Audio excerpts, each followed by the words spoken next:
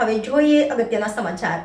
અયોધ્યામાં રામ મંદિર પ્રાણ પ્રતિષ્ઠાને લઈને બગસરાના કોળી સમાજની વાડી પાસે રામ ભક્તોએ મહાઆરતીનું આયોજન કર્યું હતું।